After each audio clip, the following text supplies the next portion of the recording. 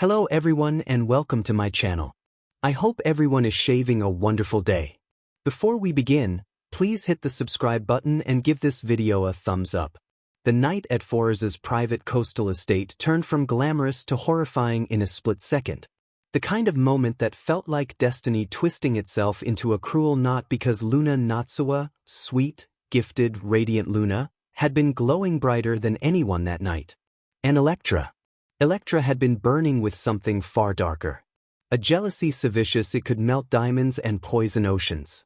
And everyone saw it but ignored it, thinking she was just irritated, just frustrated, just competitive. But deep inside, Electra had snapped long before the moon climbed over the water. And when she cornered Luna at the cliffside balcony overlooking the roaring sea, the wind howling like it knew what was about to happen, Luna's soft voice barely rose above a whisper as she begged Electra to calm down, saying she never meant to outshine her, never meant to get the attention she never asked for. But Electra's eyes were wild, her breath sharp and fast, her heart pounding with twisted humiliation because in her mind Luna had stolen everything. Remy's attention, art's admiration. The designers praised the press fascination, and Electra screamed that Luna had taken the spotlight that belonged to her, the life that was supposed to be hers. And before Luna could even process the words, before she could defend herself, before she even realized how close her heels were to the edge, Electra shoved her with both hands. A push so violent and desperate it echoed with every broken piece of Electra's unstable pride. And Luna's screams split the night as her body flew backward into empty air, crashing into the churning black water below, vanishing beneath the waves as Electra gasped in shock at what she had done. But instead of jumping for help, instead of calling for rescue, Electra ran, her hands shaking, her breath ragged, dying the truth in panic and excuses while the sea swallowed Luna whole. And within minutes, the estate exploded into chaos. People shouting, people running, Finn dropping his drink in horror. RJ screaming Luna's name like his soul was tearing apart. Bill Spencer shouting for boats and lights, and Poppy collapsing to her knees on the wet grass, crying out in disbelief, her voice cracking as she begged the universe not to take her daughter from her, and the ocean answered with silence.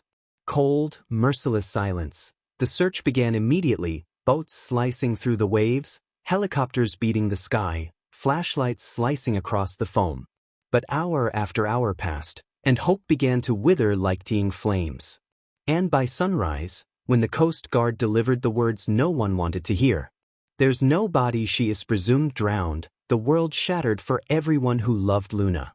And Electra stood among them, pretending to cry, whispering that she saw Luna slip, insisting she tried to catch her, insisting it was an accident.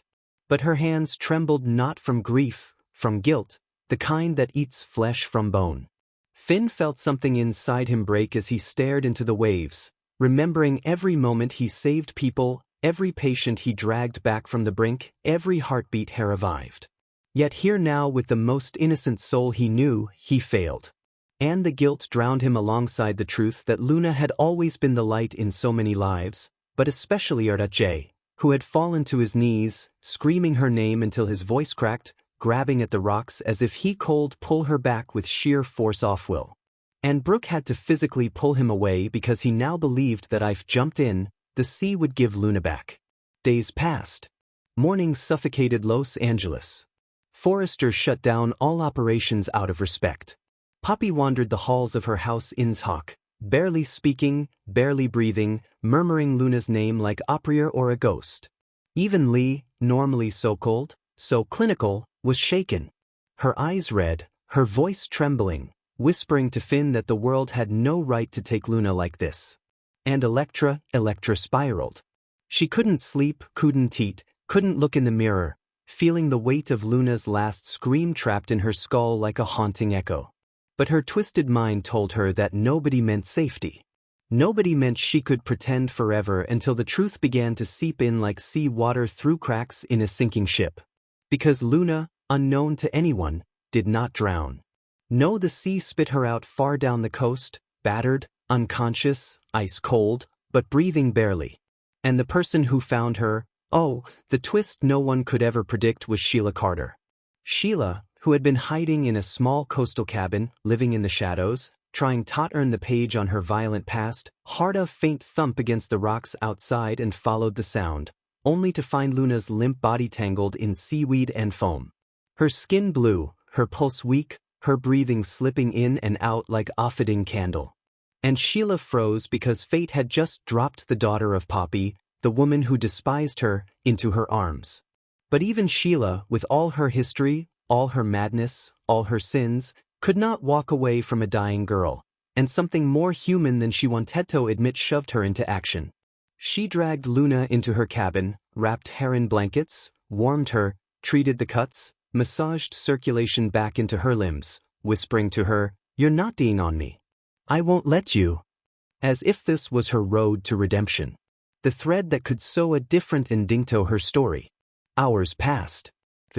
Luna drifted between life and death, unconscious but fighting, her mind replaying the moment she fell. Electra scream, the cold water crushing her lungs. And meanwhile, the world mourned her. Finn, guilt-ridden, visited the ocean every day, talking to it like Luna could hear him, telling her the stupid jokes he used to tell her during fittings, promising that if there was even the tiniest chance she lived, Hugh would find her. He would bring her home. J. Refused to accept her death. He carried her bracelet everywhere. Refused to sleep, refused to shave, refused to function, whispering again and again, "She's alive. I feel her. I know she's alive." While Brooke and Ridge exchanged terrified glances because losing hope nearly destroyed him once, losing Luna now might shatter him forever. And Electra, the guilt mutated into paranoia. She saw Luna everywhere, in reflections, in dreams, in shadows. She thought she heard her voice calling her name. She started hallucinating Luna's silhouette dripping cedar behind her, whispering, "I know what you did." Until Electra screamed herself awake night after night, begging the darkness to forgive her. But madness does not forgive. It consumes. But the story twisted again. The morning Luna finally opened her eyes in Sheila's cabin.